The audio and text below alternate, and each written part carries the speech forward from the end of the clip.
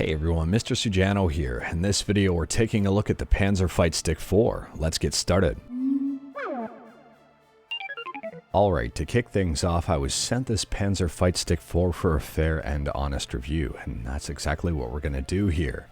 This kit came to me in a whole bunch of different pieces in order for me to assemble at home, and inside the kit was a very handy set of instructions which I recommend checking out. I actually recommend checking out the website as well for a very handy instruction tutorial.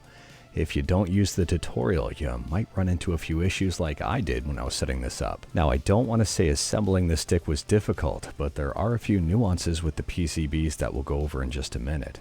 Taking a look at the top panel here, I went with an all-button version, and this panel is thick. It's made of aluminum and it's very sturdy. And the chassis itself is also extremely sturdy. It's 2mm thick aluminum and it's been powder coated. And check out these edges. This is rolled aluminum, so there's nowhere really for your hands to grip and catch while you're using this. It's a nice smooth edge and a nice feature that I really appreciate.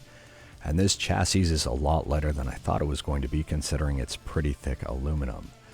And on top of that, if you're a fan of the Mad Catz TE, this is very similar in size to it. Now, although the top panel I have is for the all-button version, the chassis here supports a whole bunch of different layouts, including levered versions.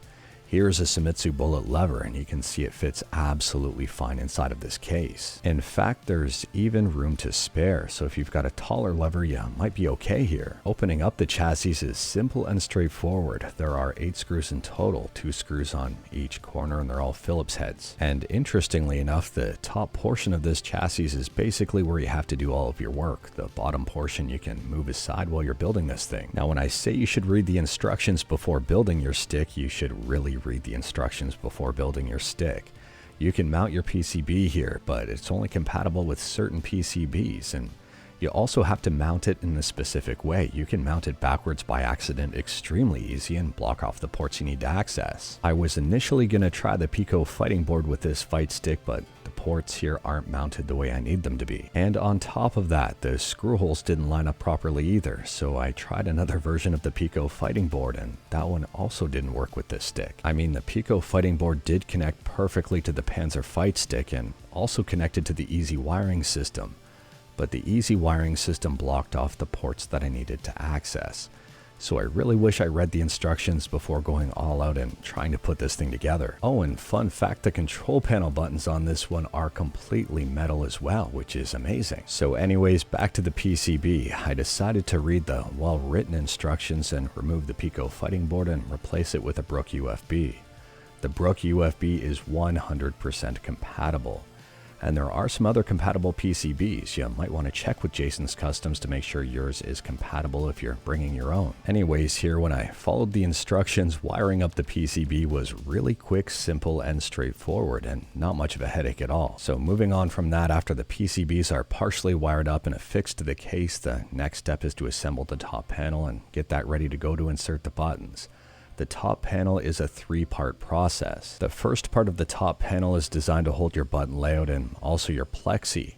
And if you take a look here, the corners of this are rounded, which is really nice. The top other 2 layers sit into this and provide a nice smooth edge, so there's nothing for your hands to catch. I'm not joking here, and we'll talk about this later, but it's little touches like this that really make this feel like a premium and well thought out product. So the next step is to put the second layer of the top panel on, which is my button layout, and this is also 2mm thick aluminum. And then we've also got the artwork plexi, and this is one that's designed from Jasen's Customs, and I would say this one's pretty nice overall. The next step is to attach these top panels to the case, and you got to be careful here that you don't over tighten them and ruin your top plexi.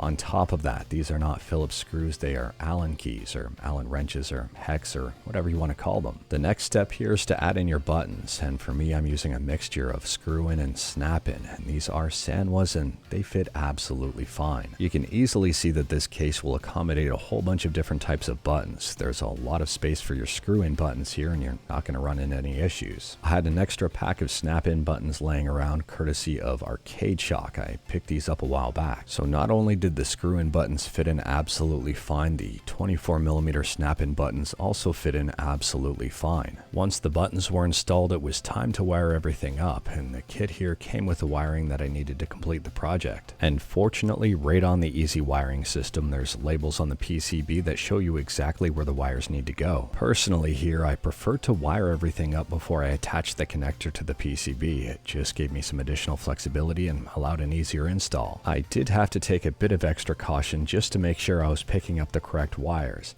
The wires for action buttons and ground are the exact same color, so it was very easy to mix them up. Once I had all of the buttons connected, I was having a bit of trouble plugging everything into the PCB. One of the wires was a little bit too short, and that was the jump button wire. You can see the orange wire here is pulling quite a bit while I'm trying to plug it in, and that's not necessarily a good thing. What I ended up doing was bending the connectors just to give the wire a bit more slack so it wasn't pulling so tightly against the PCB. Fortunately though, everything did end up plugging in absolutely fine, and I mentioned this issue to Jasen and he said he's fixing it and it's not going to be an issue on packages moving forward. The very last step here is to plug in the last wire to connect this fight stick to your PC, and if you've got a Nutric connector, you can plug it in right here.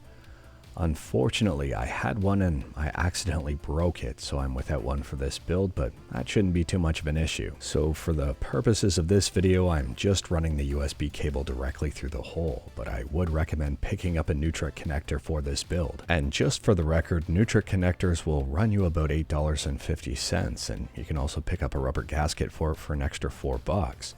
Or you can pick up a surround from Jasen's Customs for $10, and this one's aluminum. But anyways, here everything is pretty much all set and ready to go. All I've got to do is connect that bottom panel back to the top panel, and that's just a matter of screwing in those 8 different screws. And for those wondering, here's the completed build in all of its glory, and I think this thing looks absolutely gorgeous. I really like this custom Panzer artwork, and I can't recommend this one enough. I like the little tank in the bottom right hand corner. And here's a closer look at the buttons on the top right hand corner. You can see the LEDs as well. You'll notice that absolutely nothing is labeled. I like this clean look, but some people might not. And for those who like ASMR, here's some button ASMR for you.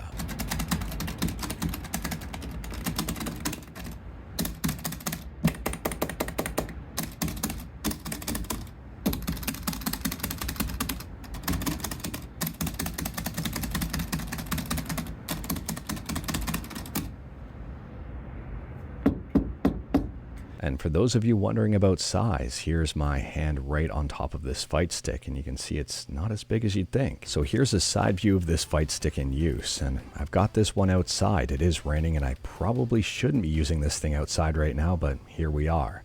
Anyways, at my palm, you can see the importance of the beveled edge. It would be very easy for something like this to dig in, but fortunately here, the beveled edge completely prevents that.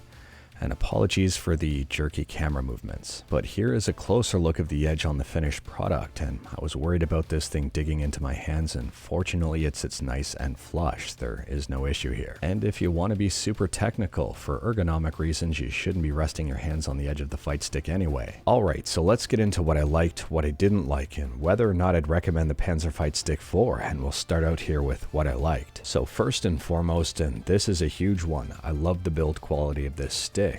It's put together extremely well. The fit and finish on this one, the build materials, everything is really nice. You can tell it's well thought out. A lot of thought and engineering went into creating this.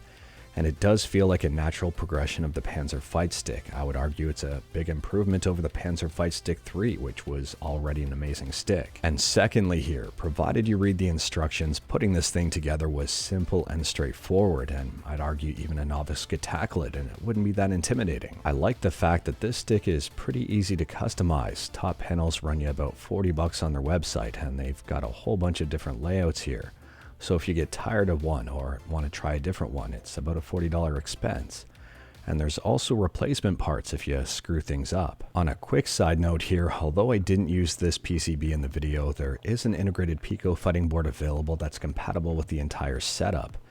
It uses the Raspberry Pi Pico at its core. It uses open source GP2040CE firmware, which is extremely fast, faster than pretty much everything that's on the market right now.